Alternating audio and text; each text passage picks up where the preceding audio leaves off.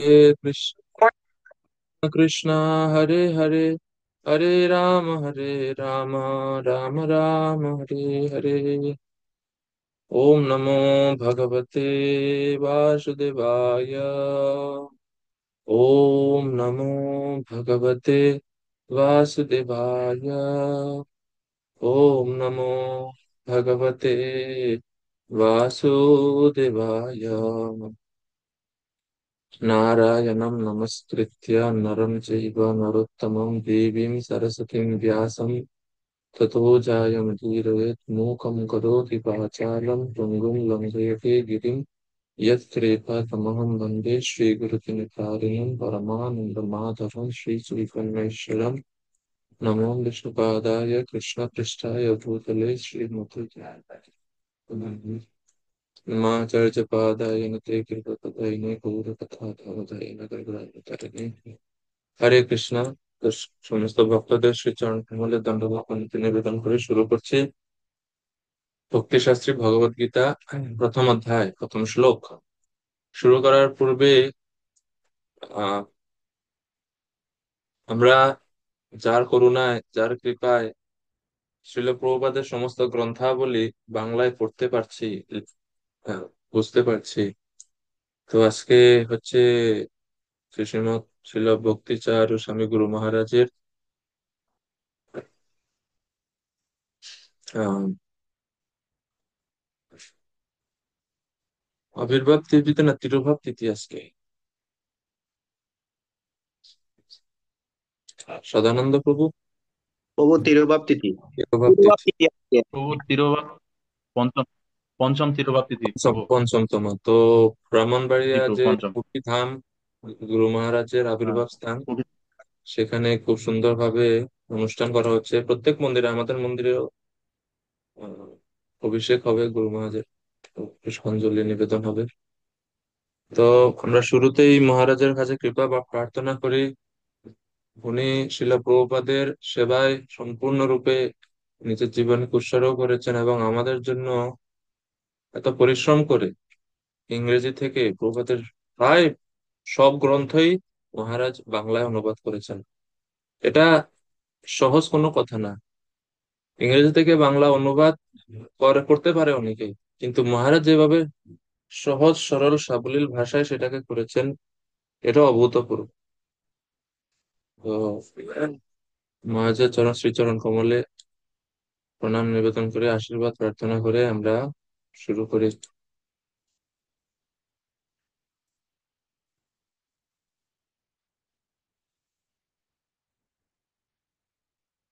ওকে।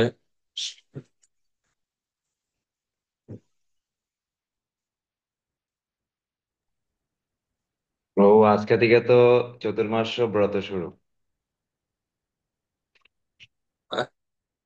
আজকে থেকে শুরু না, সব আজকে শাক বর্জন প্রভু, শাক বর্জন আজকে থেকে। হয়তো, মানে শুরু আজকে থেকে চাতুর্মাস, সব শুভ তিথি আজকে। আমাদের জন্য খুব ভালো হইলো প্রভু। গীতার প্রথম আমরাও অধ্যায় পূর্ণ প্রথম তিথি অধ্যায় শুরু শুরু। করছি আজকে, হ্যাঁ।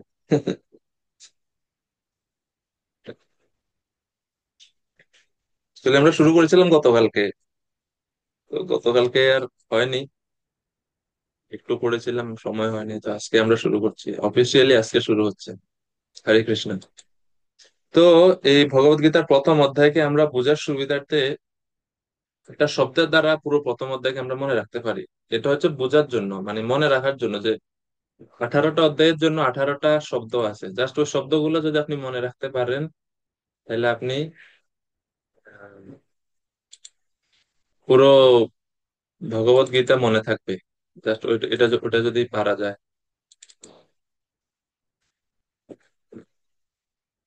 তো প্রথম অধ্যায়ের জন্য, প্রথম অধ্যায়ে আমরা একটা শব্দ দ্বারা পুরো প্রথম অধ্যায়কে মনে রাখতে পারি। শব্দটা হচ্ছে ডাউট। DOUBT। ডাউট। ডাউট মানে কি? সন্দেহ, ডাউট থাকে। তো এই পুরো অধ্যায়ে আমরা এটা দেখবো যে কিভাবে অর্জুন সন্দিগ্ধ, সন্দেহ প্রকাশ করছে যে আমি যুদ্ধ করব কি করব না, করা উচিত কি করা উচিত না। এই বিষয়ে তিনি নিজে অত্যন্ত চিন্তিত, সন্দেহপূর্ণ, এবং এই জন্যই যুদ্ধ না করার জন্য অনেক যুক্তি দেখাচ্ছেন, বিভিন্ন পজিটিভ নেগেটিভ সব বলছেন অর্জুন। অর্জুন কৃষ্ণকে যে যুদ্ধ করলে এই ক্ষতি হতে পারে, তা আমি যুদ্ধ করতে চাই না, এইভাবে। তো এই হচ্ছে ডাউট, অর্জুনের ডাউট এই অধ্যায়ে আমরা দেখতে পাই। তো এই জন্য ডাউট শব্দ দিয়ে আমরা পুরো অধ্যায়কে মনে রাখতে পারি। তো ডাউট শব্দে পাঁচটা অক্ষর আছে, DOUVT, ডাউট। ডি তে কি? ডি তে হচ্ছে ধৃতরাষ্ট্র এন্ড দুর্যোধন। শ্লোক নাম্বার 1 থেকে 12 পর্যন্ত এই ধৃতরাষ্ট্র এবং দুর্যোধন, অর্থাৎ ধৃতরাষ্ট্র এবং দুর্যোধনের কি মনোভাব, তারা কি চাচ্ছেন, সেই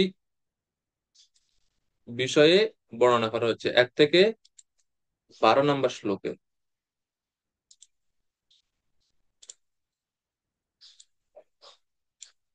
আপনাদের একটা এখানে স্লাইড আছে, 1 মিনিট স্লাইডটা দেখালে বুঝতে পারবেন।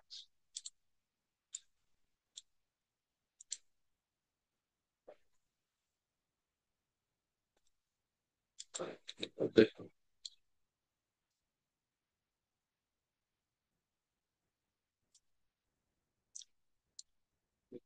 বলতে বাসুদেব আগে।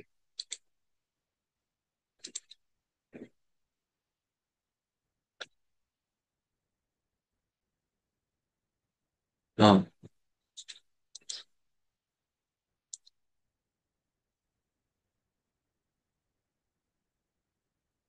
তো এই হচ্ছে পুরো, আমরা এই প্রথম অধ্যায়কে এই শব্দ দ্বারা মনে রাখতে পারি, বুঝার মানে মনে রাখার সুবিধার্থে। দ্বিতীয় হচ্ছে কি, ধৃতরাষ্ট্র এন্ড দুর্যোধন। ধৃতরাষ্ট্র এবং দুর্যোধন, তাদের, দুর্যোধনের মনোভাব কি, দুর্যোধন কি মনোভাবে কি বলছেন তার গুরু দ্রোণাচার্যকে, ধৃতরাষ্ট্র কি বলছেন, সেই বিষয়ে 1 থেকে 12 নম্বর শ্লোকে বর্ণনা করা হচ্ছে। অর্থাৎ তারা কিভাবে যুদ্ধক্ষেত্রকে দেখছে, 1 থেকে 12 নম্বর শ্লোকে। এরপরে ও, ওতে হচ্ছে অমিনাস রেজাল্ট, অর্থাৎ অশুভ ফল। অশুভ ফল কি? তো 13 থেকে 20 নম্বর শ্লোকে সে অশুভ ফল সম্বন্ধে বর্ণনা করা হচ্ছে, যে এই যুদ্ধ করলে কি কি ক্ষতি হতে পারে, কি কি অশুভ দিক রয়েছে সেই যুদ্ধের, সেই বিষয়ে 13 থেকে 20 নম্বর শ্লোকে বলা হয়েছে। এরপরে ইউ, ইউতে হচ্ছে আনসার্টেনটি। আনসার্টেনটি মানে অনিশ্চয়তা। তো অনিশ্চয়তা মানে কি, এই যুদ্ধে কে জয়ী হবে, কারা এই যুদ্ধে আমার সাথে যুদ্ধ করতে আসছে, কারা এই যুদ্ধে জয়ী হবে, সেই বিষয়ে সন্দিগ্ধ অর্জুন নিজে। তো সেটা হচ্ছে 21 থেকে 27 এই শ্লোকে বর্ণনা করা হচ্ছে। এরপরে যখন কারা যুদ্ধ করতে আসছে সেটা যখন দেখলেন অর্জুন, দেখলেন যে ওনার সমস্ত আত্মীয় স্বজনেরা, তখন সেটা দেখে ওনার যুদ্ধ করার মনোভাব চলে গেল, যে আমি আর যুদ্ধ করবো না কৃষ্ণ। তো বিউল্ডারমেন্ট, বিতে হচ্ছে বিউল্ডারমেন্ট মানে কিং কর্তব্য বিমূঢ়তা। 28 থেকে 30 নম্বর শ্লোকে অর্জুন তার কিং কর্তব্য বিমূঢ়তা সম্বন্ধে কৃষ্ণকে জানালেন। আর যখন দেখলেন সমস্ত আত্মীয় স্বজনদেরকে বধ করতে হবে এই যুদ্ধে, সেটা দেখে আত্মীয়দের প্রতি স্নেহের বন্ধনে আবদ্ধ হয়ে এখন অর্জুন আর যুদ্ধ করবে না। যুদ্ধ করতে আসছে কিন্তু এখন আর যুদ্ধ করবে না। তো টার্নিং পয়েন্ট, টার্নিং পয়েন্ট মানে হচ্ছে এখন সে আর যুদ্ধ করবে না, এবং ভগবানকে বিভিন্ন কারণ দেখাচ্ছে যে আমরা কিভাবে গুরুজনদেরকে হত্যা করতে পারি, তারা আমাদের শ্রদ্ধার্হ, ইত্যাদি ইত্যাদি। 31 থেকে 42 এই শ্লোকগুলোতে সর্বশেষে ঘুরে দাঁড়ানো, কিভাবে অর্জুন যুদ্ধ করবে না বলে সিদ্ধান্ত নিয়ে নিলেন, এই বিষয়ে বর্ণনা করা হচ্ছে। তো এই হচ্ছে পুরো প্রথম অধ্যায়। প্রথম অধ্যায়কে আমরা এইভাবে মনে রাখতে পারি।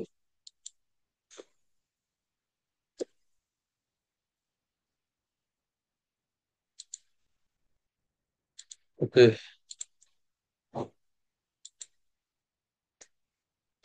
তো যাই হোক, আমরা গতকালকে জানলাম ভগবত গীতার 5টি বিষয় সম্বন্ধে: ঈশ্বর, জীব, প্রকৃতি, কাল এবং কর্ম।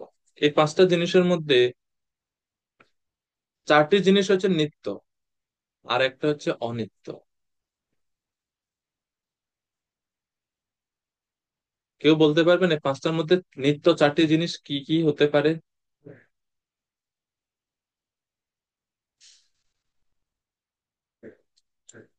ঈশ্বর, জীব, প্রকৃতি ও কাল, এই চারটি হচ্ছে নিত্য বস্তু। জীব, প্রকৃতি, কাল ও কর্ম, এই চারটি আবার ঈশ্বরের অধীন। কিন্তু কর্ম, যদিও কর্মকে বলা হচ্ছে কর্ম হচ্ছে অনাদি, জীবের কর্ম হচ্ছে অনাদি, কিন্তু তারপরেও সেই কর্ম অনাদি হলেও এটা বিনাশী, মানে এটা এটা নিত্য বস্তু না, এভাবে বর্ণনা করা হচ্ছে। তো আমরা আবার প্রথম শ্লোক শুরু পড়বো, পড়ে আমরা শুরু করি। ধর্মক্ষেত্রে কুরুক্ষেত্রে সমবেতায়ুৎসব মামকা পাণ্ডবাশ্চৈব কিমকুর্বত সঞ্জয়। তো ভগবান ধৃতরাষ্ট্র এই প্রথম শ্লোক বলছে সঞ্জয়কে, হে সঞ্জয়, ধর্মভূমি কুরুক্ষেত্রের যুদ্ধের ইচ্ছা সমবেত হয়ে আমার পুত্রগণ ও পাণ্ডুর পুত্রগণ অতঃপর কি করলো। তো এই শ্লোকে প্রথমে বলা হচ্ছে যে এই কুরুক্ষেত্র, এটা হচ্ছে ধর্মক্ষেত্র। কুরুক্ষেত্রের ইতিহাস মহাভারতের 16 পর্বে দেওয়া হয়েছে যে কুরুর নামক রাজা এই কুরুক্ষেত্র নামক স্থানে তিনি কর্ষণ করেছিলেন, স্বর্ণের লাঙ্গল দিয়ে, ধর্ম উৎপাদনের জন্য, ধর্মের বৃদ্ধির জন্য। তো সেই জন্য এই স্থান মহারাজ কুরুর নামে কুরুক্ষেত্র রূপে পরে সবার কাছে পরিচিত হলো। এবং রাজা ওই স্থান কর্ষণ করতে আরম্ভ করলে দেবরাজ ইন্দ্র সেখানে আগমন করে রাজাকে জিজ্ঞেস করলেন যে আপনি কেন এই স্থান কর্ষণ করছেন।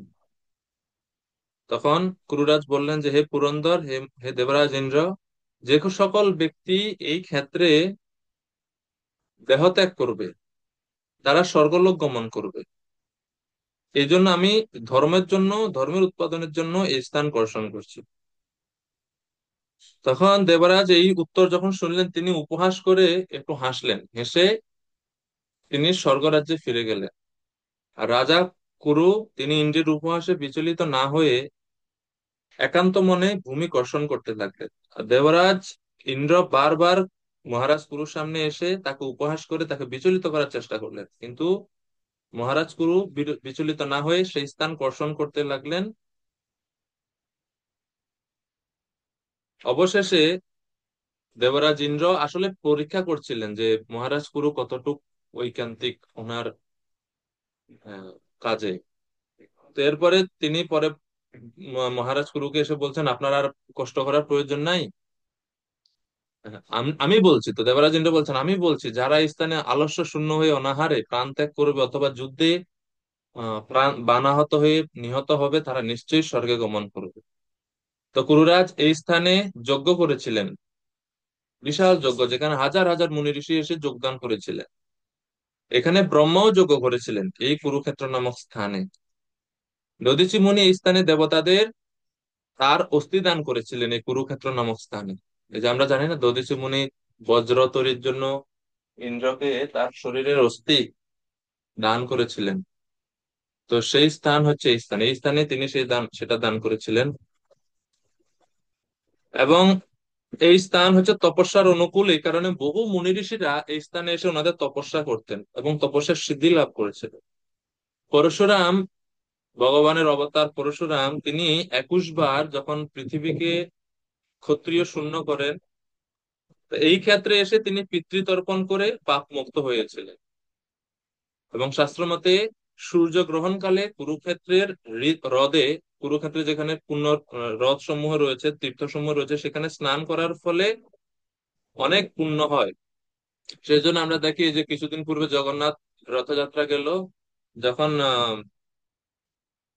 দ্বারকা থেকে মথুরা থেকে সবাই এসেছিলেন কুরুক্ষেত্রে এসেছিলেন তারা সূর্যগ্রহণ উপলক্ষে। তো এই কুরুক্ষেত্রে যে পুণ্য হ্রদ গুলো রয়েছে, তীর্থস্থান গুলো রয়েছে, সেখানে স্নান করা অত্যন্ত মাহাত্ম্যপূর্ণ।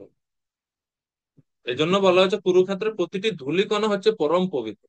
এই স্থানে কৃষ্ণ এসেছিলেন, গোপীরা এসেছিলেন, কৃষ্ণের সাথে ওনাদের সাক্ষাৎ হয়েছিল এই কুরুক্ষেত্র নামক স্থানে। এইখান থেকে গোপীগণ কৃষ্ণকে টেনে নিয়ে গেছেন বৃন্দাবনের দিকে। তো এই হচ্ছে কুরুক্ষেত্রের বিশেষত্ব। জাবাল উপনিষদ নামক একটা উপনিষদ রয়েছে। জাবাল উপনিষদে এই কুরুক্ষেত্রের মাহাত্ম্য বর্ণনা করে বলছে, ইয়াদানু কুরুক্ষেত্রম দেবানাম দেবযজনম সর্বেষাং ভূতানাম ব্রহ্মসদনম। এই যে কুরুক্ষেত্র নামক তীর্থ, এটি সকল দেবতাদের যজ্ঞভূমি, সকল প্রাণীর ব্রহ্ম জ্ঞানের উদ্ভব ক্ষেত্র। মহাভারতের বনপর্বে মহর্ষি পুলস্ত্য ভীষ্মকে বলেছেন যে সর্বপ্রকার প্রাণী এই তীর্থ দর্শন মাত্র পাপ হতে বিমুক্ত হয়। যে ব্যক্তি সর্বদা বলে যে আমি কুরুক্ষেত্রে গমন করব, আমি কুরুক্ষেত্রে বাস করব, জাস্ট এভাবে বলার মাধ্যমে, চিন্তা করার মাধ্যমে সেই ব্যক্তি সমস্ত পাপ থেকে মুক্ত হয়ে যায়। আর বাস করা, কুরুক্ষেত্রে আসা তো আরো বেশি ফলদায়ক, সেটা বলার অপেক্ষা রাখে। কুরুক্ষেত্রের ধূলিকণা রজ আমাদের পরম পদ প্রদান করতে পারে। এই কুরুক্ষেত্র স্থানের উত্তরে হচ্ছে সরস্বতী এবং দক্ষিণে হচ্ছে দৃষদ্বতী নদী।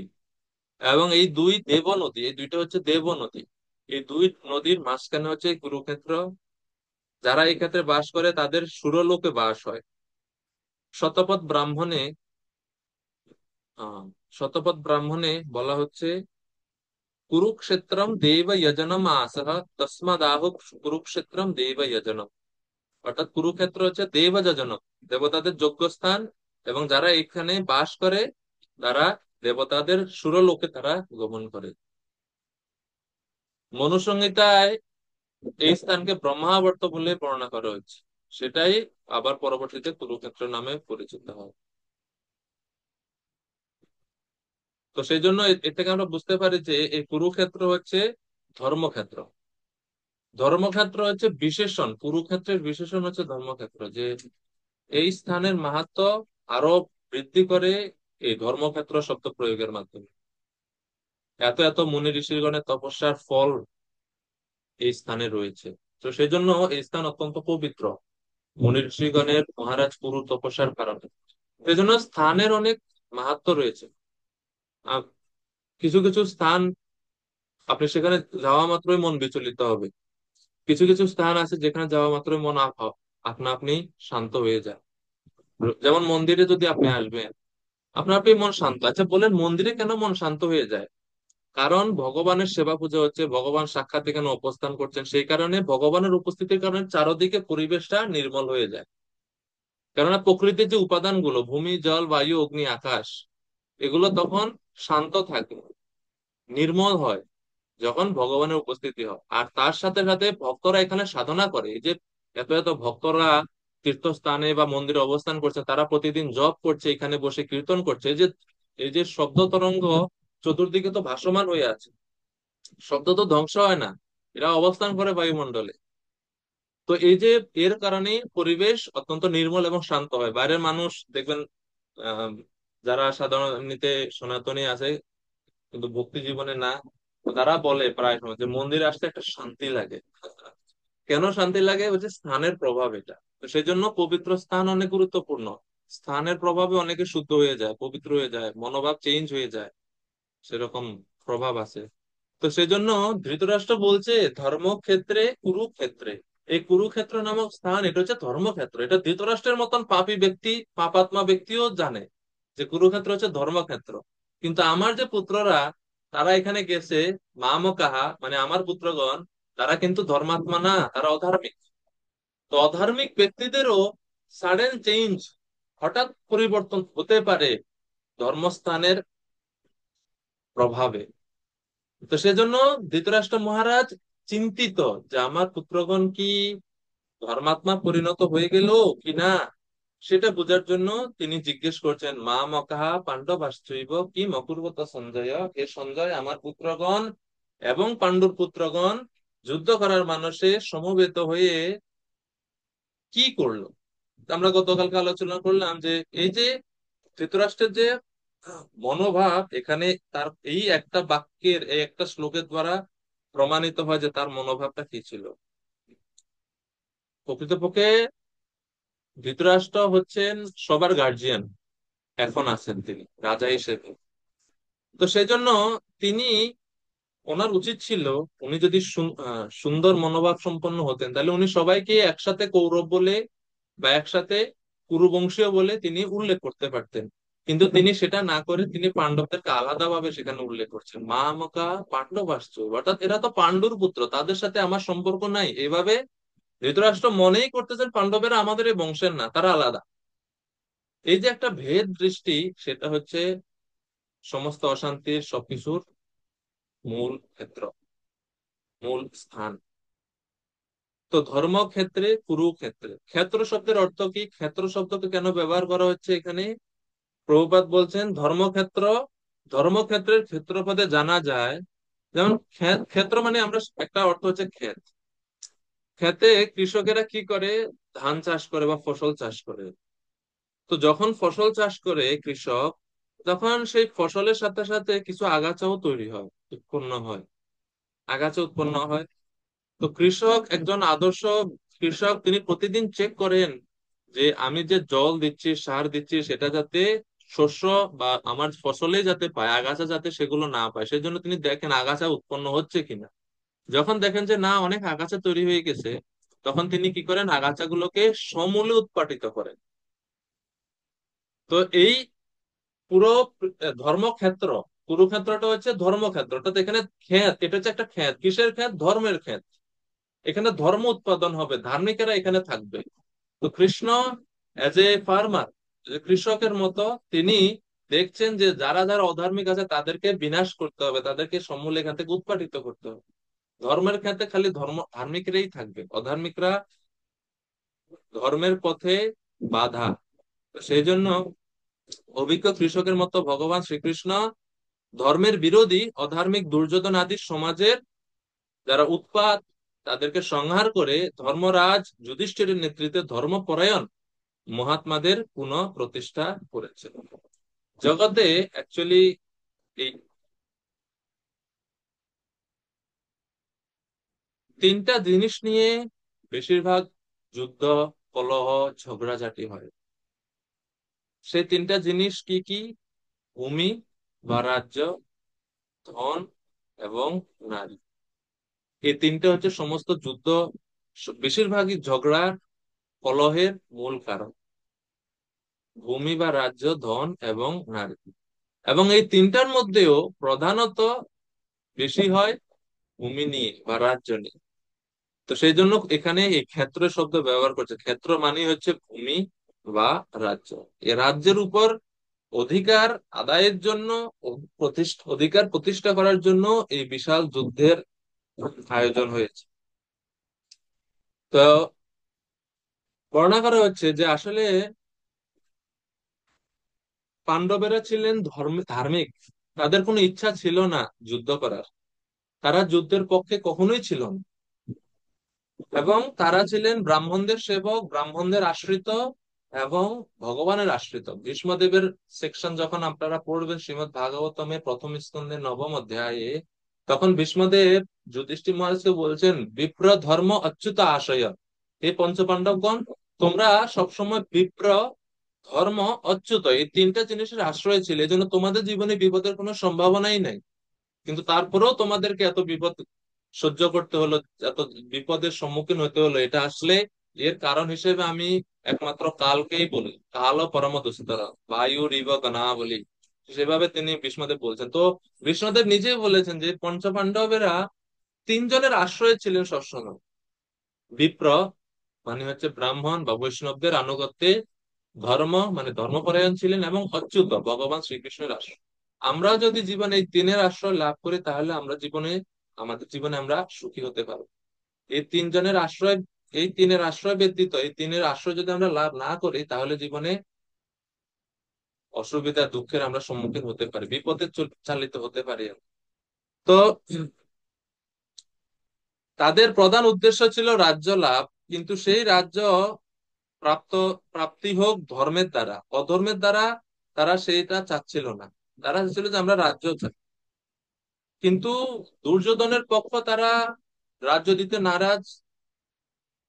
তো পঞ্চপাণ্ডবেরা যুদ্ধ চাননি। কিন্তু যখন যুধিষ্ঠির রাজি হচ্ছিলেন না, পঞ্চপাণ্ডব যুধিষ্ঠিরের কথা মতো চলে, যুধিষ্ঠির বলছে না, আমরা ভাইদের বিরুদ্ধে যুদ্ধ করতে পারবো না।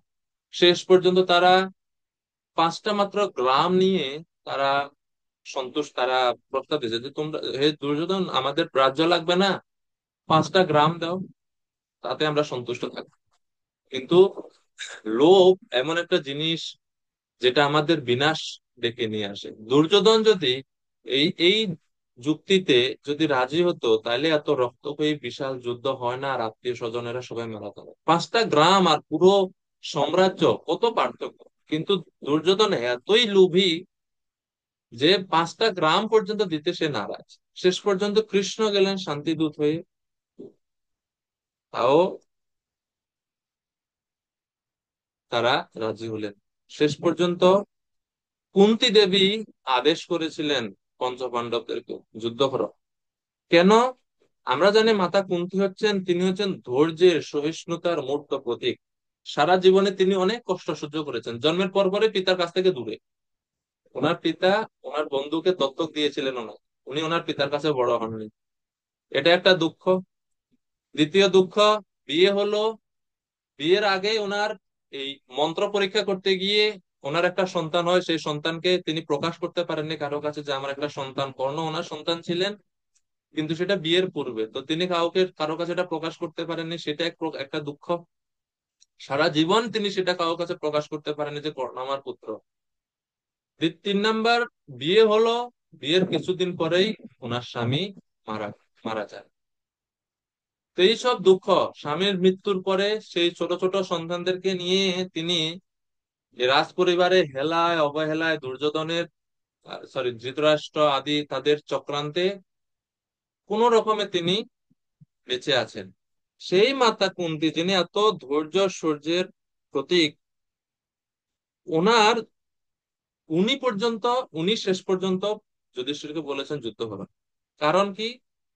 কুন্তী মাতার মনে 2টি দুঃখ ছিল। প্রথমত,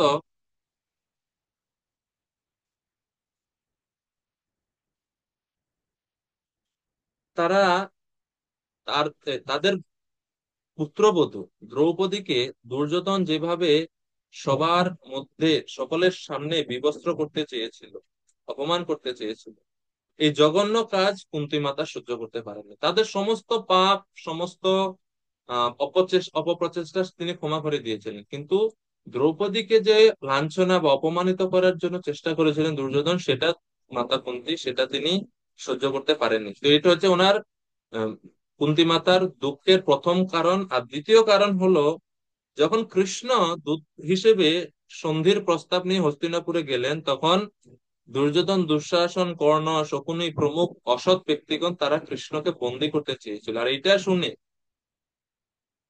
কুন্তী মাতা বলছেন না, তাদের অবশ্যই কিছু শাস্তি পেতে হবে, তাদের বিরুদ্ধে আর চুপ থাকা ঠিক হবে না। অধর্মের সর্বোচ্চ পর্যায়ে তারা চলে গেছে। তো কুন্তী মাতা যতদিন পর্যন্ত ওনার নিজের উপরে কষ্ট, ওনার সন্তানদের উপরে অত্যাচার হচ্ছিল, তিনি সহ্য করেছিলেন। কিন্তু যখনই ভগবানের শুদ্ধ ভক্ত দ্রৌপদীর উপরে,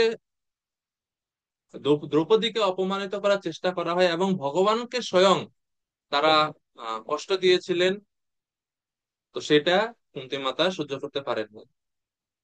তো সেই জন্য কুন্তী মাতা যুধিষ্ঠিরকে বলেছিলেন যে যুদ্ধ করো। তো আচার্য যখন বলছেন, ধৃতরাষ্ট্রের এই বাক্যের মধ্যে তার ভয় ফুটে উঠলো, তার ভীতি প্রকাশ পাচ্ছে যে যুদ্ধ করতে গিয়ে তারা কি করবে, তারা যুদ্ধ করছে কি না, এইভাবে। তো মা মকা পাণ্ডবাশ্চৈব বলে তিনি এভাবে দ্বৈত ভাবের প্রকাশ করলেন। এটা হচ্ছে অহম মম চিন্তার প্রকাশ। আমি এবং আমার, যেটা হচ্ছে আমাদের এই জড়জগতে বন্ধনের মূল কারণ, অহম মম। দ্বৈত ভাব থেকে আমাদেরকে মুক্ত থাকতে হবে।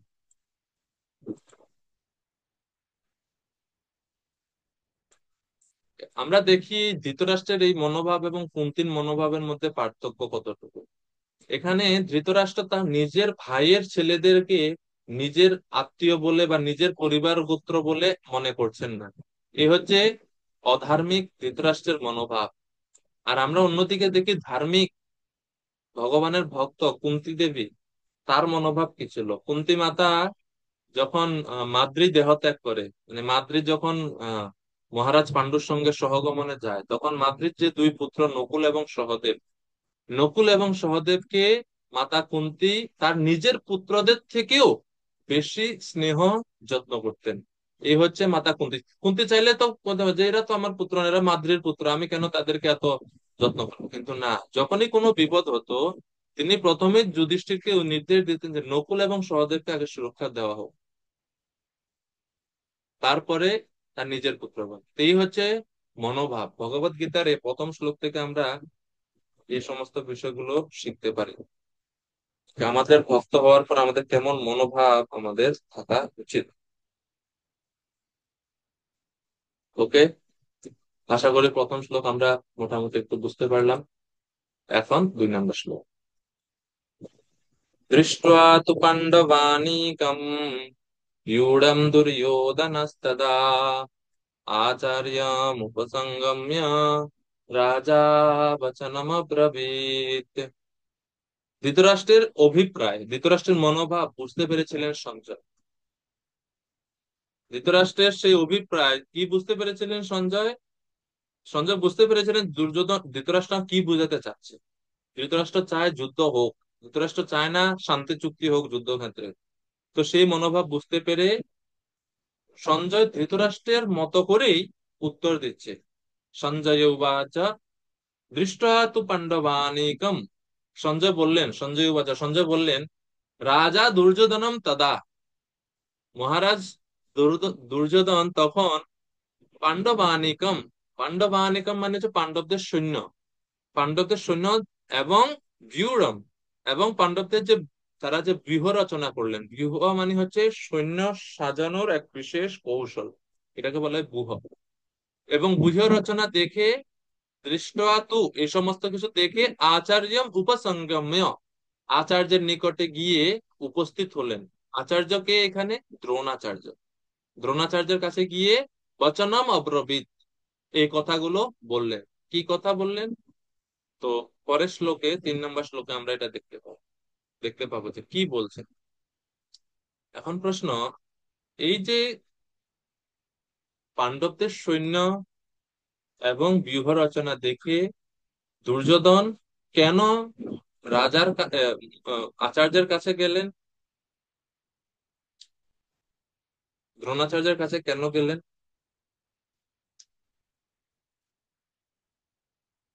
তো শাস্ত্রে বলা হচ্ছে ব্যূহ মানে কি? সমগ্রস্য তু সৈন্যস্য বিন্যাস স্থান ভেদতঃ স ব্যূহ ইতি বিখ্যাত যুদ্ধেষু পৃথিবীভুজাম। রাজাগণ যখন যুদ্ধ করেন, যুদ্ধের সময় স্থান ভেদে সৈন্যগণের উপযুক্ত বিন্যাস করাকে ব্যূহ বলে। স্থান ভেদে সৈন্যদের উপযুক্ত বিন্যাস, সৈন্যদেরকে সাজানোর বিশেষ কৌশলকে বলে ব্যূহ। যেমন চক্রব্যূহ, সর্পব্যূহ, এরকম বিভিন্ন বৈদিক সময়ে বিভিন্ন ব্যূহের নাম আছে। বিভিন্ন ব্যূহ আকারে তারা সৈন্যদেরকে সাজাতেন। তো প্রথমে বলা হচ্ছে দৃষ্টা তু, দৃষ্টা দেখে, কি দেখলেন? পাণ্ডবানিকম ব্যূঢ়ম, পাণ্ডবদের সৈন্য এবং তাদের ব্যূহ। তো পাণ্ডবদের আহ, সৈন্যরা কোন আকৃতিতে বা কোন আকারে তখন দাঁড়িয়েছিল, তাদের কোন ব্যূহ দেখলেন দুর্যোধন? তো বলা হচ্ছে যে পাণ্ডব সৈন্যগণ যুদ্ধের শুরুতে বজ্র ব্যূহে দণ্ডায়মান ছিলেন, মানে বজ্র আকৃতির ব্যূহ আকারে তারা অবস্থান করছিলেন প্রথমে। তো এইটা দেখে, এই বজ্র আকৃতি বজ্রব্যূহের একটা বিশেষত্ব হচ্ছে যে সৈন্য কম হলেও এই ডিজাইনে বা এই বিন্যাসে যখন সৈন্যদেরকে সাজানো হয়, মনে হয় যে সৈন্যরা অনেক বেশি, তাদেরকে পরাজিত করা অনেক কঠিন হয়ে যাবে আমার। এটা একটা কৌশল বজ্রব্যূহের।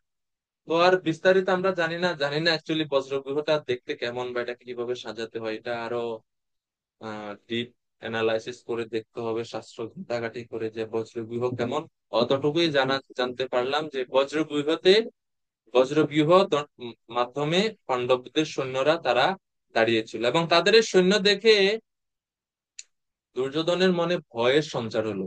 ভয় না পেলে কেন তিনি দ্রোণাচার্যের কাছে যাবেন? তিনি তো যুদ্ধের মূল লিডার। তিনি কেন এখন দ্রোণাচার্যের কাছে যাচ্ছেন পরামর্শের জন্য, যদি তিনি ভয় না পান? এখন প্রশ্ন হতে পারে, দুর্যোধন কেন ভয় পেলেন পাণ্ডবদের সৈন্যদের? এমন না তো পাণ্ডবদের সৈন্য তার থেকেও বেশি, এমন না পাণ্ডবদের অস্ত্রশস্ত্র তার থেকেও বেশি।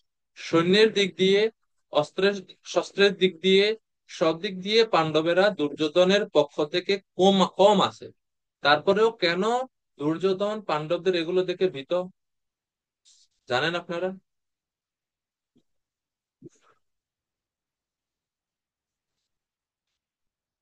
মনে করেন দুই পার্টি মারামারি লাগছে না, এক পাশে আছে মাত্র 5 জন, আরেক পাশে আছে 100 জন। তো 100 জনের পার্টি এরা যখন দেখে যে 5 জন আছে বিপরীত পক্ষে, তো তারা কি ভয় পাবে, না সাহস করে আরো এগিয়ে যাবে? সাহস করে এগিয়ে যাবে, তাই না? তো এখন 5 জনকে দেখে যদি 100 জন ভয়ে চলে যায়, তাহলে এটা একটু বেমানান না? তো এখানে আমরা দেখছি যে দুর্যোধনের 11 অক্ষৌহিনী, আর এটা তো হচ্ছে সংখ্যা মাত্র, আর অস্ত্র শস্ত্রে সব মানে কি বলে অত্যাধুনিক অস্ত্র শস্ত্রে সজ্জিত তারা। আর পঞ্চ পাণ্ডবেরা এরা ছিল এতদিন বনবাসে। বনবাসে থাকলে কি অস্ত্র শস্ত্র থাকবে তাদের কাছে? না। আর যেহেতু তারা বনবাসে ছিল এতদিন, তাদের দিকে সৈন্য সংখ্যা অত্যন্ত কম। অস্ত্র অস্ত্রের দিক দিয়েও তারা দুর্বল, সৈন্যের দিক দিয়েও তারা দুর্বল। তাহলে কেন দুর্যোধন ভয় পাচ্ছে? একটা খুবই গুরুত্বপূর্ণ শিক্ষা এখানে আছে। মিঠুন প্রভু বলেন। মিঠুন বিশ্বাস। কৃষ্ণ প্রভু, ওই আহ দুর্যোধন জানতো যে তার যদি হত্যা হয় তাহলে সেটা ভীমের হাতেই হবে, এবং ও পাণ্ডবদের পক্ষে ভীম ছিল, এই কারণে সে ভয়ভীত ছিল। ধন্যবাদ প্রভুজি। হ্যাঁ, এটা একটা কারণ হতে পারে, কিন্তু এখনো ভীমকে দেখলেন দুর্যোধন এটা বলা হয় না শ্লোকে। শ্লোকে বলছে পাণ্ডবদের সৈন্য সজ্জা। পাণ্ডবদের ব্যূহ দেখে দুর্যোধন ভীত হয়ে দ্রোণাচার্যের কাছে গেল। জয় কৃষ্ণ গোপাল প্রভু। তো দ্রোণাচার্য দ্রোণাচার্য পাণ্ডবদের গুরু ছিলেন, এবং দ্রোণাচার্যের প্রিয় শিষ্যের মধ্যে একজন ছিলেন অর্জুন। এবং তিনি পঞ্চপাণ্ডবকে অনেক স্নেহ করতেন। এই জন্য ওনার দুর্যোধনের মনে ভয় ছিল যে দ্রোণাচার্য হয়তো তাদের প্রতি সহানুভূতি দেখাবে। তো সেই জন্য তিনি পরামর্শ করতে গেলেন। হ্যাঁ। আপনি লাইটের দিকে ফিরে বসেন না কেন? আপনার চেহারা দেখা যায় না। আপনি লাইট লাইটের অপোজিট। বিপরীতে বসছেন, এই জন্য আপনার আপনার মানে কিছুই দেখা যায় না। ওই লাইটের দিকে ফিরে বসেন, তাইলে আলোটা আপনার মুখে পড়বে। দেখি না, দেখা যায় না। ধন্যবাদ জয় কৃষ্ণ প্রভু সুন্দরভাবে বলার জন্য। হ্যাঁ, এটা একটা কারণ, কিন্তু আরেকটা কারণ আছে শূন্যসজ্জা দেখে তার ভয় পাওয়ার। প্রেমদাতা জগন্নাথ প্রভু, ভিডিও অফ কেন, অন করেন ভিডিও। প্রেমদাতা প্রভু বলুন। ও একটু interesting হচ্ছে যেটা যেটা প্রভু এর আগে বলছে যে ভীমের হাতে তার মৃত্যু হবে, দ্বিতীয় কারণ আমাদের প্রভু বলল যে সেটাই, আপনারও এই সব- একই মত। ধন্যবাদ প্রভুজি। তৃতীয় কারণ যেটা করুণা লক্ষ্মী মাতাজি,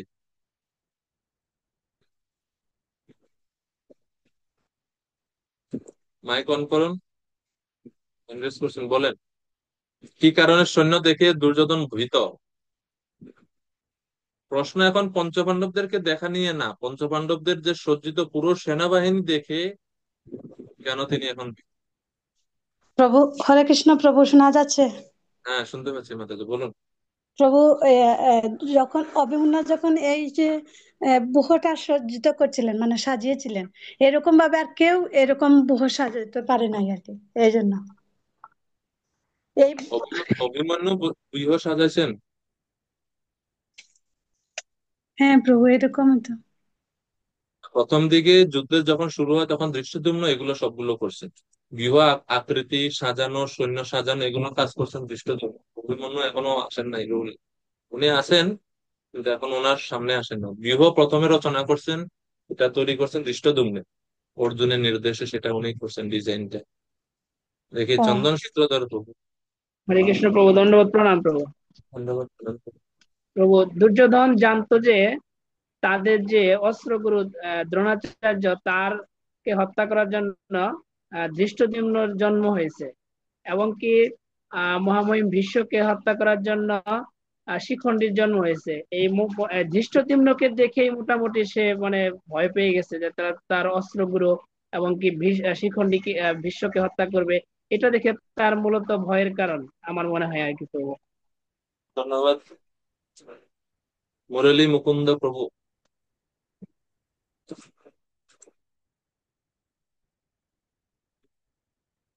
হ্যাঁ প্রভু, ঠিক। আবার আবার বন্ধ হয়ে গেছে মাইকটা একটু।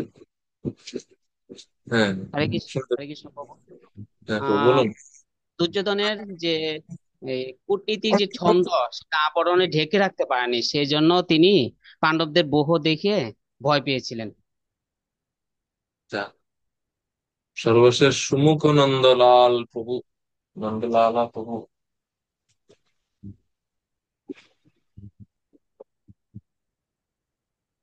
কি তার শেষ অংশে দেখেন এইটা ইয়ে। শোনা যাচ্ছে না কথা ভালো। আমার মনে হয় ওই যে ইয়ারফোনে সমস্যা হচ্ছে। আচ্ছা বলুন একটু প্রভু।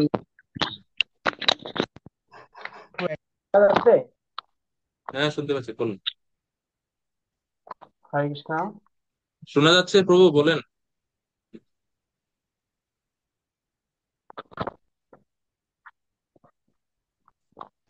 হরে কৃষ্ণ শুনতে পাচ্ছি, বলেন প্রভু। প্রভু, এখানে মূলত এই দুর্যোধন তার গুরুদেব দ্রোণাচার্যকে দৃষ্টি করে এটা বলেছেন।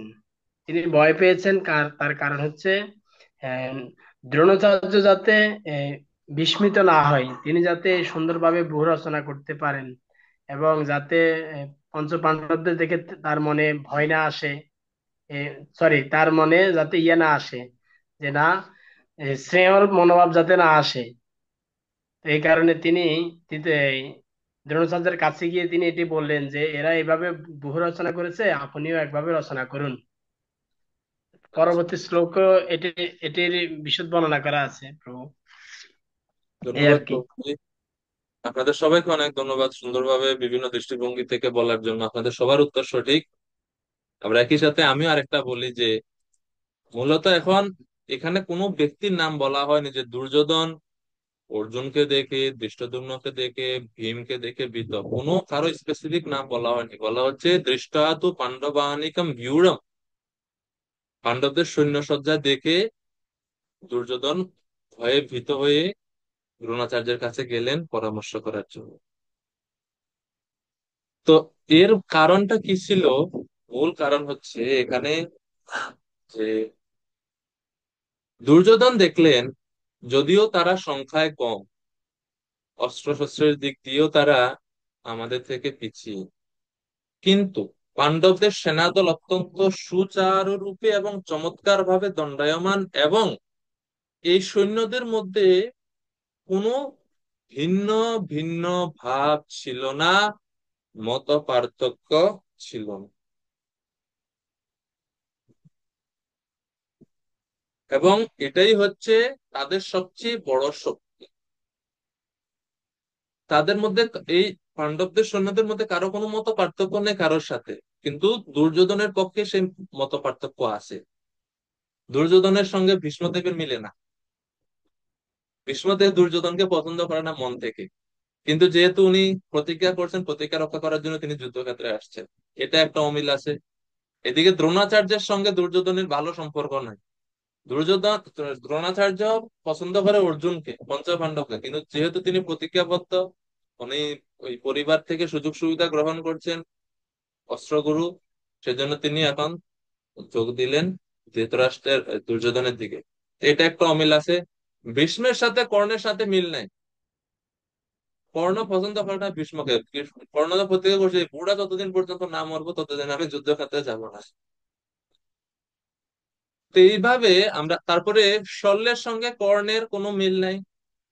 শল্যকে রাখছে রথের চালক হিসেবে কর্ণ, কিন্তু কর্ণকে পছন্দ করে না শল্য। সে কর্ণের উৎসাহ নষ্ট করে দিয়েছে শল্য তার কথার দ্বারা। এমন ভাবে মানে ক্রিটিসাইজ করছে শল্য কর্ণকে। তো এভাবে অনেক মত পার্থক্য, অনেক অমিল, মতের মধ্যে অনেক অমিল আছে দুর্যোধন নিজের পক্ষে। কিন্তু সে দেখছে যে এই এই পাণ্ডবদের সৈন্যরা, তাদের কোনো মত পার্থক্য নেই। দেখেন, আমরা বলি না বাংলায় একতাই বল, এই একতাই বল শিক্ষা এখানে আমরা দেখতে পাচ্ছি পাণ্ডবদের মধ্যে, যেটা দুর্যোধন কৌরবদের পক্ষে ছিল না। তারা যদিও সংখ্যায় বেশি, কিন্তু তাদের মধ্যে কোঅপারেশন নাই, পরস্পর সহযোগিতা নাই, মতের অমিল আছে, যেই কারণে তাদের শক্তি অনেক, সংখ্যায় অনেক হলেও, অস্ত্রশস্ত্র অনেক বেশি হলেও তাদের যুদ্ধে জয়ের সম্ভাবনাটা খুবই কম। তো সেটাই হচ্ছে সবচেয়ে বড় ভয়ের কারণ দুর্যোধনের পক্ষে। আরেকটা, দুর্যোধনের ভয়ের আরেক দিক ছিল, তারা হচ্ছে ধর্ম এবং কৃষ্ণের আশ্রয়ে আছে, কিন্তু আমাদের পক্ষে সেটা ছিল না, এই জন্য দুর্যোধন ভীত। সেনাদের মনোবল হচ্ছে যুদ্ধের সবচেয়ে বড় শক্তি, সংখ্যা এবং অস্ত্রশস্ত্র হচ্ছে সেখানে গৌণ। মনোবল যদি তাদের, তেজ যদি তাদের থাকে, তো সেই জন্য তিনি দ্রোণাচার্যের কাছে গিয়ে রণনীতির প্রসঙ্গে উত্থাপন করে বলছেন।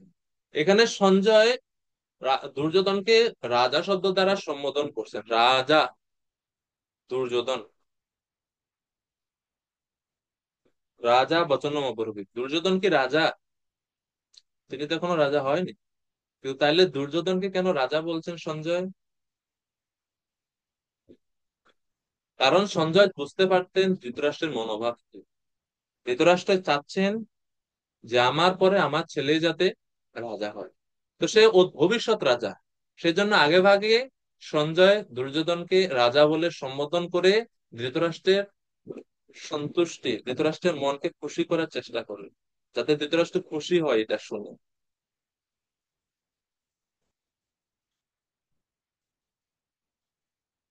এবং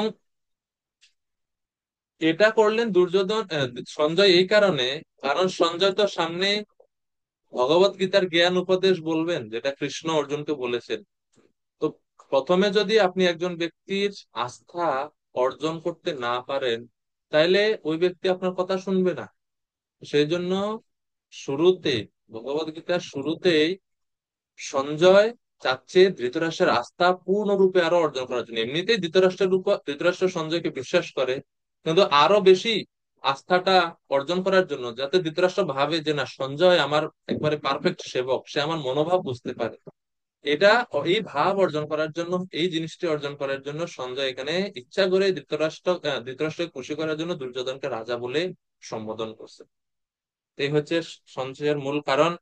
এখন আচার্য উপসংগম্য, অর্থাৎ কেন কেন তিনি আহ দ্রোণাচার্যের কাছে গেলেন। এক হতে পারে যে নিজের স্বার্থ সিদ্ধি করার জন্য, অর্থাৎ দ্রোণাচার্যের মনে পাণ্ডবদের প্রতি বিদ্বেষ উৎপন্ন করার জন্য গেলেন, এটা একটা কারণ হতে পারে। দ্বিতীয় কারণ হতে পারে যে ব্যবহারিক দিক দিয়ে এটা তো শিষ্টাচার, এটা যে কোনো কিছু ভালো কাজ শুরু করার আগে আমরা গুরুজনদের প্রণাম করে তাদের আশীর্বাদ নিতে হয়। তো সেই আশীর্বাদ নেওয়ার জন্য, আশীর্বাদ নেওয়ার ছলে দুর্যোধন দ্রোণাচার্যের কাছে গেলেন, কিন্তু এটা কিন্তু তার মনোভাব ছিল না। সে মূলত তার মনোভাব ছিল প্রথমটা, অর্থাৎ পাণ্ডবদের বিরুদ্ধে দ্রোণাচার্যের মনে বিদ্বেষ উৎপন্ন করা। তো এখানে আমরা এই দুজনের জীবনী সম্বন্ধে সংক্ষিপ্ত রূপে জানতে পারি। এক হচ্ছে সঞ্জয়, তারপরে হচ্ছে অস্ত্রগুরু দ্রোণাচার্য। সঞ্জয়ের সম্বন্ধে বলা হচ্ছে, সঞ্জয় ছিলেন একজন ধর্মাত্মা। সঞ্জয় শব্দের অর্থ কি? মহাভারতে আদি পর্বে 63 অধ্যায়ে বলা হচ্ছে, সঞ্জয় মুনিকল্পস্তু সুত গবল্যনাথ। সঞ্জয় সুত বংশে গবলগণের সন্তান, তার পিতার নাম হচ্ছে গবল্যন। তো সেই গবল্যন নামক সুত বংশে সঞ্জয়ের জন্ম হয়, এবং কৌরবদের মিত্র ছিলেন তিনি, এবং ধৃতরাষ্ট্রের সারথি ছিলেন প্রথমে, এরপরে ধৃতরাষ্ট্রের মন্ত্রী হলেন তিনি। যুধিষ্ঠির মহারাজ যখন রাষ্ট্রীয় যজ্ঞ করেন, সেই রাষ্ট্রীয় যজ্ঞে অতিথি সৎকারের দায়িত্ব দেওয়া হয়েছিল সঞ্জয়ের উপরে। এবং যখন পাণ্ডবেরা যখন বনে যাচ্ছিলেন, তখন সঞ্জয় এসে ধৃতরাষ্ট্রকে তিরস্কার করেন। বিদুর যখন কাম্যক বনে পাণ্ডবদের কাছে চলে যান, তখন ধৃতরাষ্ট্র সঞ্জয়কে পাঠিয়ে বিদুরকে ফিরিয়ে আনেন। কাম্যক বনে কৃষ্ণ এবং পাণ্ডবেরা দুর্যোধনকে বধ করার প্রতিজ্ঞা করেছিলেন। সঞ্জয় ঘটনাটি ধৃতরাষ্ট্রকে জানান। অজ্ঞাতবাসের পর পাণ্ডবদের শুভেচ্ছা জানানোর জন্য ধৃতরাষ্ট্র সঞ্জয়কে পাঠান এবং পাণ্ডবদের সংবাদ ধৃতরাষ্ট্রকে এনে দেন এবং তাকে তিরস্কার করেন। এই সব বিশেষ মাহাত্ম্য সঞ্জয়ের বলা হচ্ছে। সঞ্জয় নামের অর্থ হচ্ছে সম্যক ভাবে যিনি তার সমস্ত ইন্দ্রিয়গুলোকে জয় করেছেন, তিনি হচ্ছেন সঞ্জয়। সঞ্জয় হচ্ছেন তিনি যিনি তার সমস্ত ইন্দ্রিয়গুলোকে জয় করেছেন।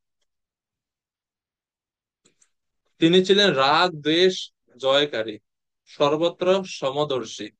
এগুলো হচ্ছে সঞ্জয়ের বিশেষ গুণাবলী। রাজা যুধিষ্ঠির সঞ্জয় সম্বন্ধে বলছেন, ইনি হচ্ছেন হিতভাষী, শান্ত স্বভাব, সন্তোষময় এবং সবসময় প্রণয়াস্পদ। তিনি কখনো কারো দুর্ব্যবহারে উত্তেজিত হন না। ইনি যা কিছু বলেন সবকিছু ধর্মসঙ্গত। ইনি দ্বিতীয় বিদুর স্বরূপ এবং অর্জুনের প্রিয়তম সখা। এগুলো হচ্ছে সব সঞ্জয়ের বিশেষ বৈশিষ্ট্য।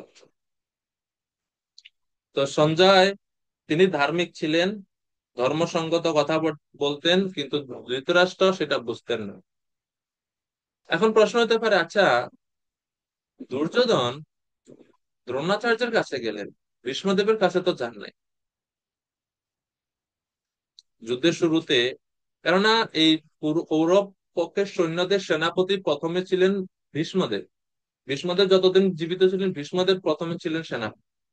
তো দুর্যোধন যদি সৈন্য সম্বন্ধে, যুদ্ধ রীতি সম্বন্ধে যদি যুদ্ধ আহ, আলাপ আলোচনা করতেই হয়, তাহলে তো ভীষ্মদেবের কাছে যাওয়া উচিত ছিল না? সম্মুখ প্রভু। প্রভু, আপনি বলেছিলেন দ্রোণাচার্যের কাছে দুর্যোধন গিয়েছিল দুইটি কারণে। একটি কারণ হচ্ছে তো প্রভু, যে কোনো কার্য শুরু করার পূর্বে গুরুদেবের কাছ থেকে কিছু আশীর্বাদ নেওয়ার জন্য। আরেকটি প্রভু কি বলেছেন? আরেকটি হচ্ছে নিজের স্বার্থ সিদ্ধির জন্য এবং পাণ্ডবদের বিরুদ্ধে তার মনে বিদ্বেষ উৎপন্ন করার জন্য।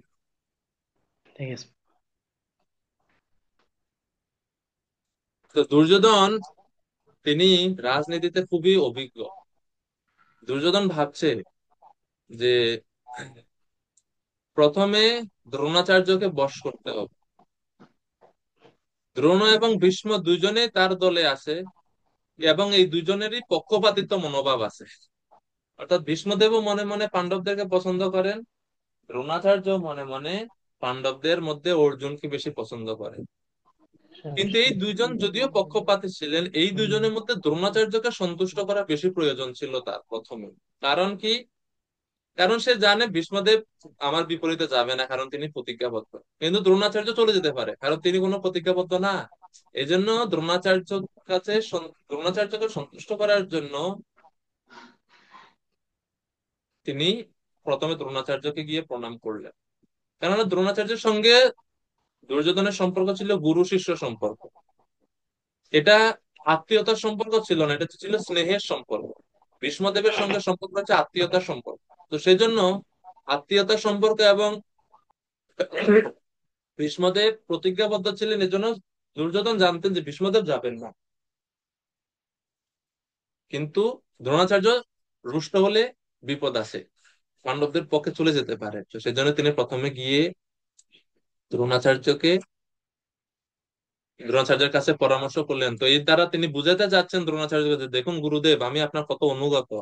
পাণ্ডবদেরকে আপনি প্রিয় বলে মনে করেন, কিন্তু তারা তো আসলো না আপনার কাছে। কিন্তু দেখেন, আপনি আমাকে সারা জীবন কত ভুল বুঝছেন, কিন্তু দেখেন আমি যুদ্ধের শুরুতে আপনার কাছে আসছি আশীর্বাদ নেওয়ার জন্য এবং আপনার পরামর্শ নেওয়ার জন্য। আমি আপনার কত অনুগত। So, এই হচ্ছে তার কূটনীতি। তো দুর্যোধন কি দেখলো? দৃষ্টা তো পাণ্ডবানেকম আগের শ্লোকে বলা হলো না? তো দ্রোণাচার্যকে দ্রুপদ পুত্র ধৃষ্টদ্যুম্নের রচিত পাণ্ডবদের সৈন্যসজ্জা দেখিয়ে পূর্ব শত্রুতাকে জাগ্রত করার জন্য দুর্যোধন বলছেন। এখন এই 3 নম্বর শ্লোক থেকে দুর্যোধনের কথা শুরু। এই কথাগুলো দুর্যোধনের কথা সঞ্জয়ের মুখ থেকে, মুখ দিয়ে বলছেন। শ্লোক 3।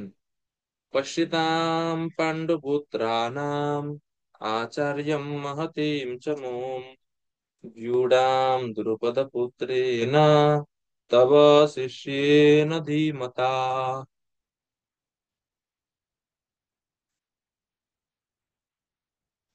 হে আচার্য, পাণ্ডবদের মহান সৈন্যবল দর্শন করুন, যা আপনার অত্যন্ত বুদ্ধিমান শিষ্য দ্রুপদের পুত্র অত্যন্ত দক্ষতার সঙ্গে ব্যূহের আকারে রচনা করেছেন। এই কথার প্রত্যেকটা শব্দের মধ্যে কূটনীতি আছে দুর্যোধনের, প্রত্যেকটা কথার মধ্যে। প্রথমেই বলছেন পশ্যেতাম।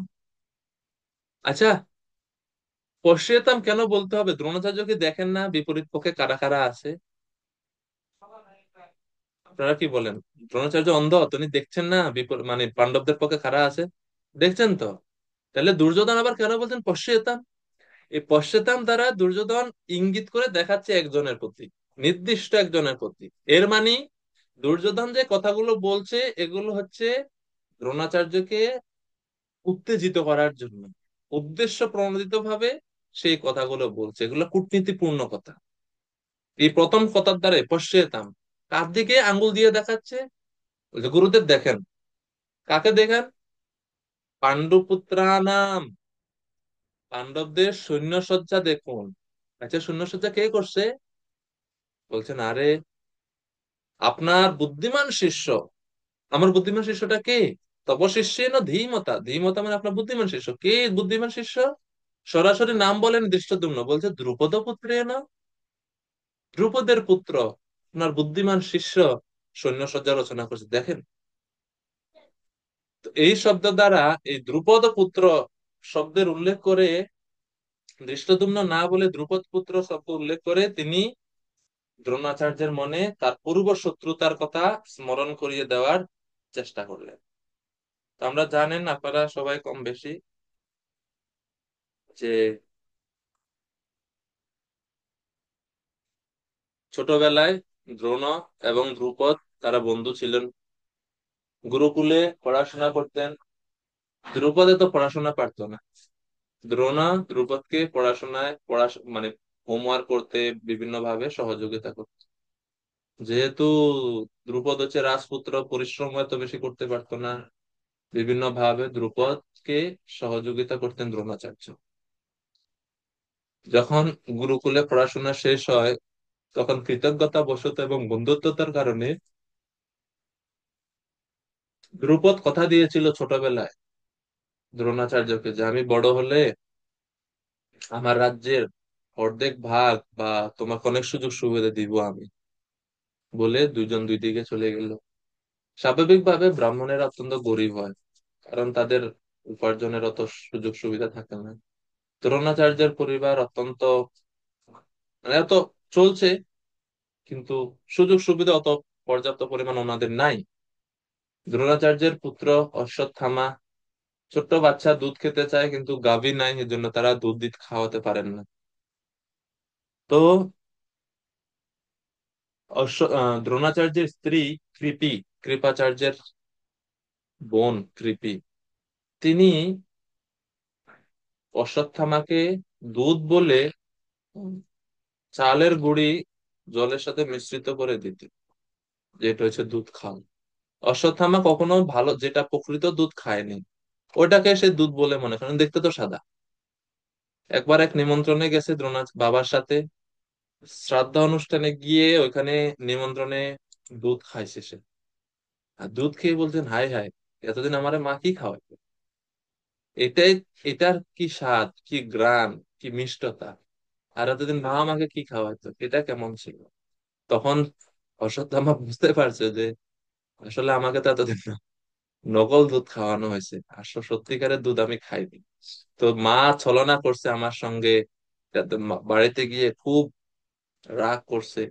তো মায়ের মন তো তো তিনি দ্রোণাচার্যের কাছে বলতেছেন যে আমাদের ছেলের একটাই মাত্র ইচ্ছা, সেটাও আমরা পূরণ করতে পারি না। তোমার না বন্ধু মহারাজ ধ্রুপদ, তিনি তো এখন রাজা হয়েছেন, ধ্রুপদ রাজা, ওনার কাছে গিয়ে একটা গাভী ভিক্ষা করে নিয়ে আসো না।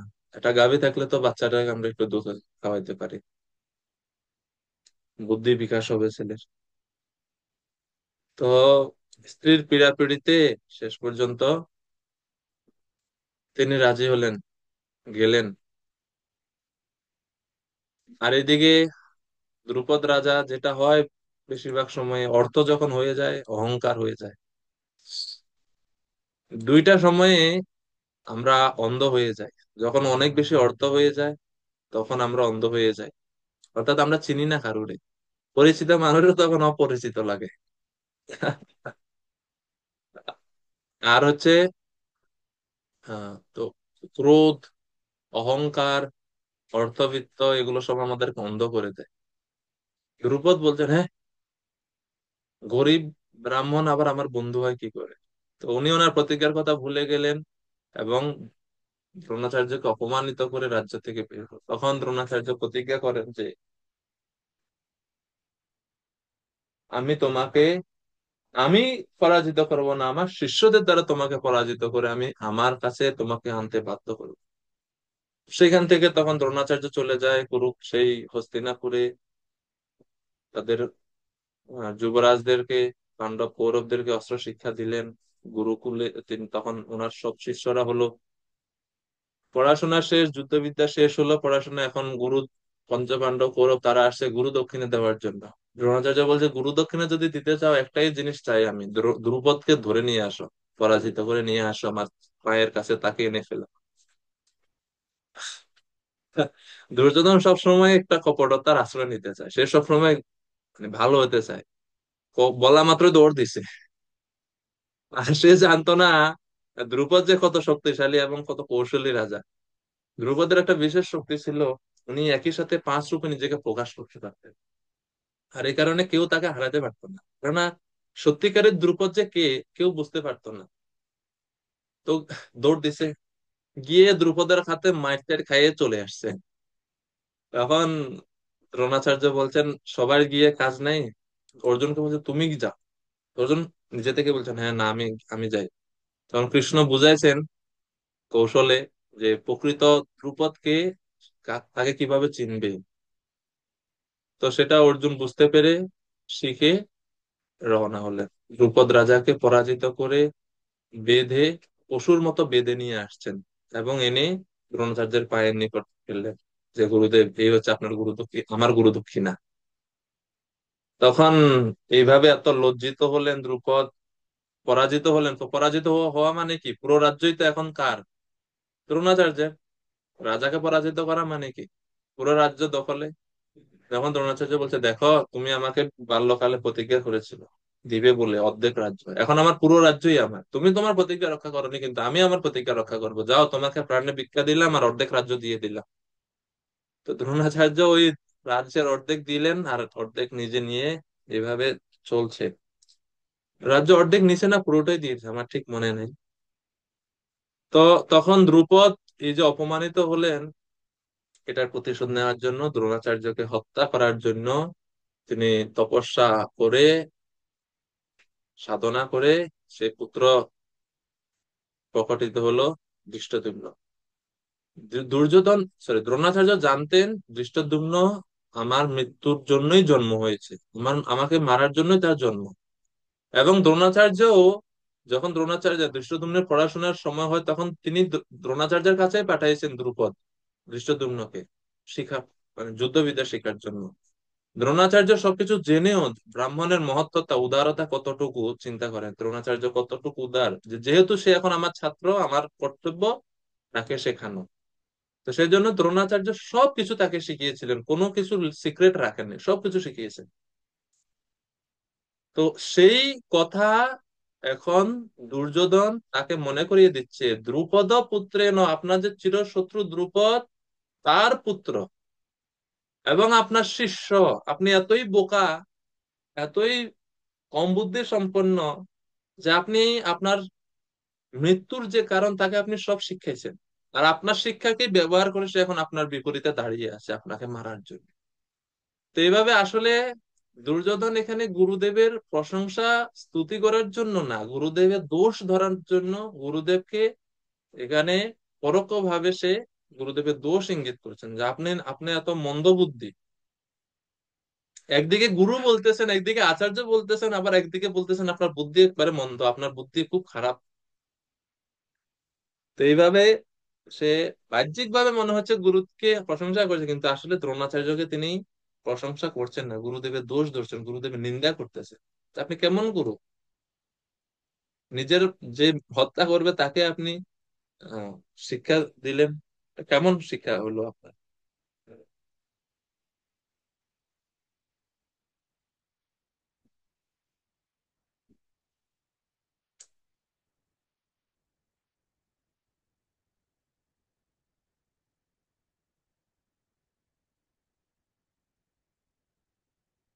তো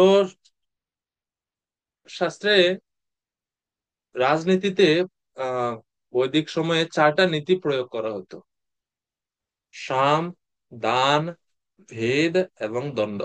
আপনারা জানেন এই বিষয়টা 4টা সম্বন্ধে? সাম, দান, দণ্ড, ভেদ, এগুলো মানে কি?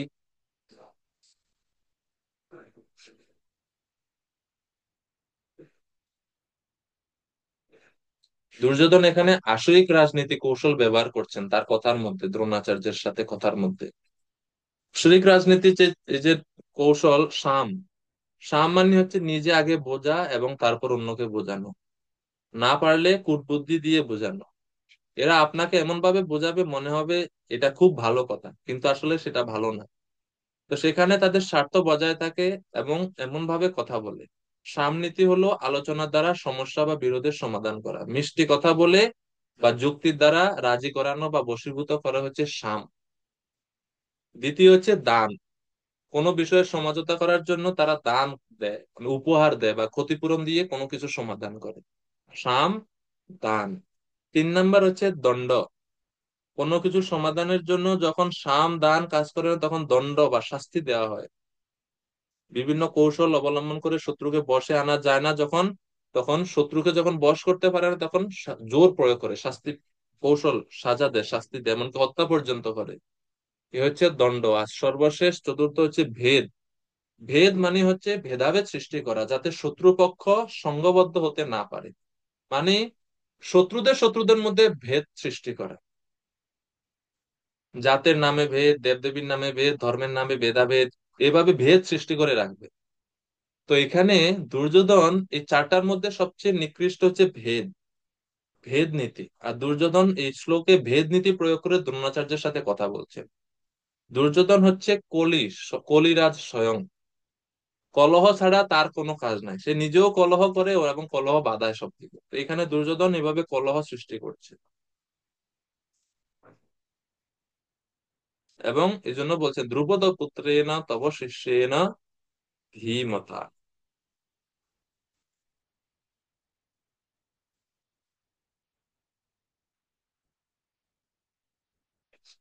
তো এইভাবে দ্রোণাচার্যের যে দুর্বল দিক আছে সেই দুর্বল দিকে দুর্যোধন আঘাত করছেন এবং দ্রোণাচার্যকে হেয় করছেন এভাবে।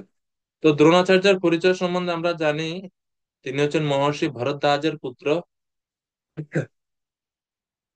বৃহস্পতির অংশে তার জন্ম। পাঞ্চাল রাজ পৃষত, যার আরেক নাম হচ্ছে সোমক, তিনি ছিলেন ভরদ্বাজের বন্ধু। ফলে পৃষতের ছেলে হচ্ছে দ্রুপদ, এই দ্রুপদের সঙ্গে দ্রোণাচার্যের বাল্যকালে বন্ধুত্ব হয়। এইভাবে এই দ্রুপদের সাথে তার বন্ধুত্ব, যেহেতু ওনাদের বাবা দুইজন ছিলেন বন্ধু, এই জন্য বাবার যে এই দুইজন সন্তান তারাও পরস্পর বন্ধু।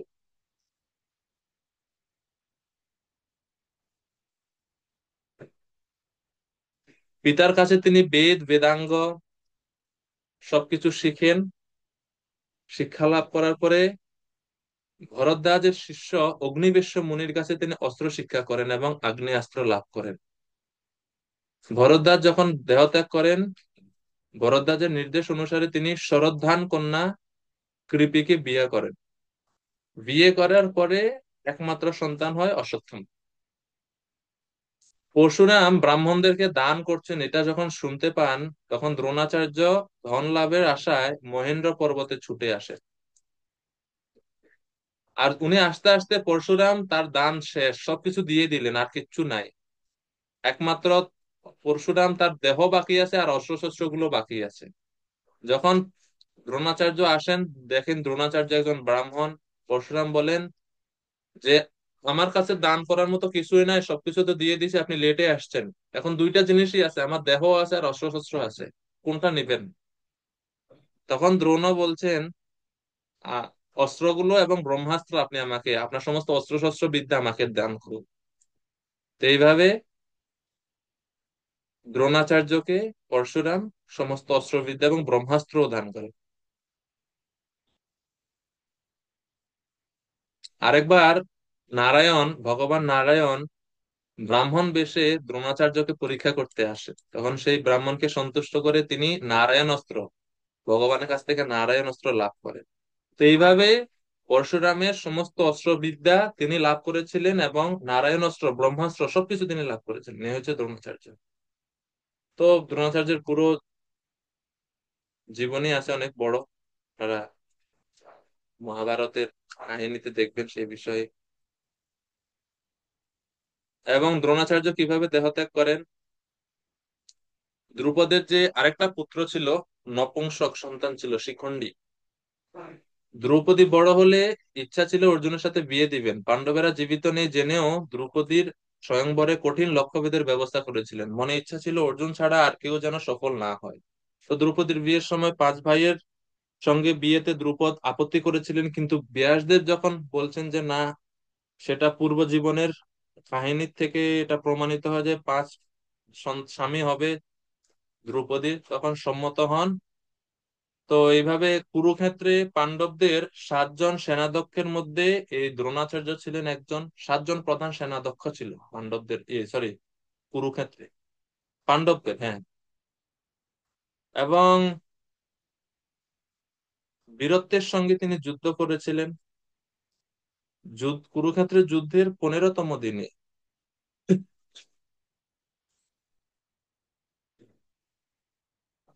সরি দ্রুপদের কথা বলছি আমরা, দ্রুপদ তিনি ছিলেন পাণ্ডবদের 7 জন সেনাধ্যক্ষের মধ্যে একজন। দ্রুপদ রাজা, তিনি যুদ্ধের 15তম দিনে দেহত্যাগ করেন দ্রোণের সঙ্গে যখন যুদ্ধ হয় তখন। আর দ্রোণাচার্য তিনি ধৃষ্টদ্যুম্নের দ্বারা, তার শিষ্য, তার হাতে তিনি দেহত্যাগ করেন। এই হচ্ছে সংক্ষিপ্ত ভাবে এই তিনজনের, দ্রৌপদী দ্রোণাচার্যের সংক্ষিপ্ত জীবনী। পুরো আরো বিস্তারিত আছে এনাদের। তো এখন 4, 5, 6 তিনটা শ্লোক।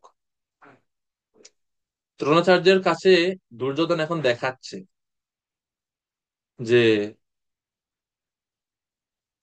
পাণ্ডবদের মধ্যে কারা কারা বিশেষ সেই সৈন্যরা, সে বিশেষ সেনাদের মধ্যে কারা কারা আছে।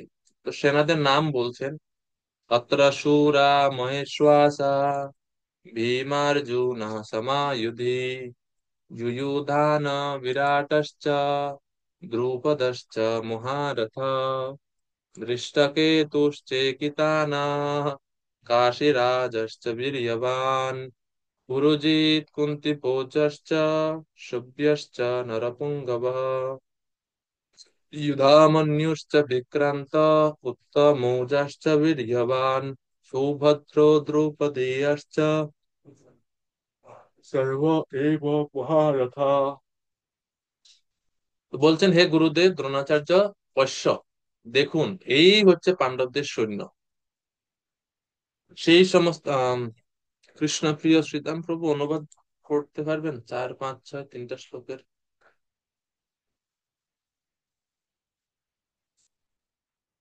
হরে কৃষ্ণ। হরে কৃষ্ণ। যে সেই সমস্ত সেনাদের মধ্যে অনেকে ভীম ও অর্জুনের মতো বীর ধনুর্ধারী রয়েছেন এবং যুযুধান, বিরাট ও দ্রুপদের মতো মহাযোদ্ধা রয়েছেন।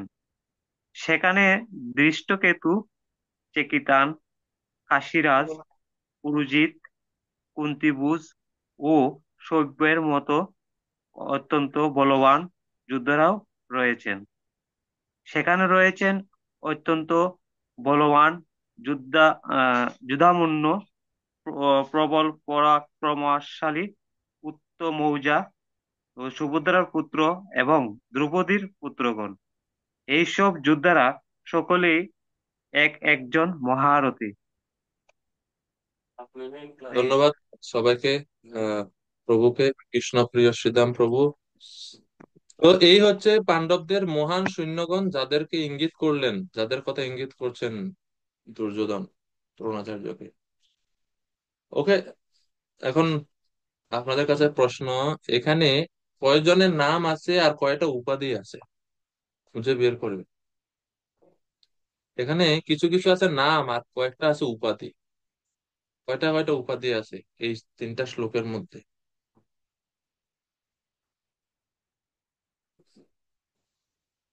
এক এক- যেমন আমি একটু সহযোগিতা, যেমন মহারথ, এটা একটা উপাধি, এটা বিশেষণ। এটা কার কার সঙ্গে যুক্ত করা হয়েছে? এই মহারথ কারা কারা? তো এরকম আরো উপাধি আছে, যেমন পরে আরেকটা আছে আহ বীর জওয়ান, এটা হচ্ছে আর একটা উপাধি, এটা বিশেষণ। এরকম কয়টা বিশেষণ আছে বা কয়টা উপাধি আছে আর কয়জনের নাম আছে? সদানন্দ প্রভু, হিসাব করতে হবে তো, রিল্যাক্স করলে হবে না।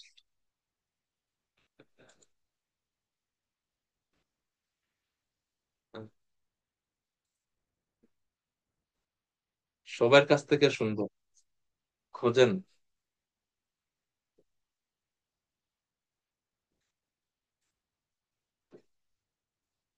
গঙ্গাদেবী মাতাজি হ্যান্ড রেজ করছেন, কিন্তু আমি আর একটু সময় অপেক্ষা করে দেখি অন্য ভক্তরা হিসাব করুক, ওনাদের একটু সময় দেয়া।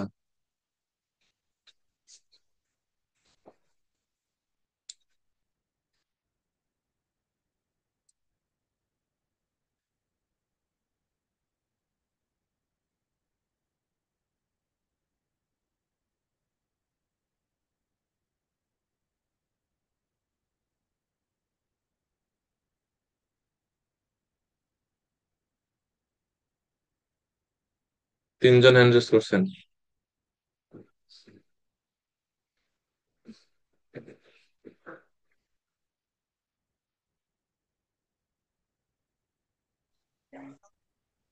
তিনি অসংখ্য যোদ্ধার সাথে যুদ্ধ করেন, যুদ্ধ করতে সমর্থ, তিনি হচ্ছেন অতিরথ। যিনি একজন যোদ্ধার সাথে যুদ্ধ করেন তিনি হচ্ছেন রথী।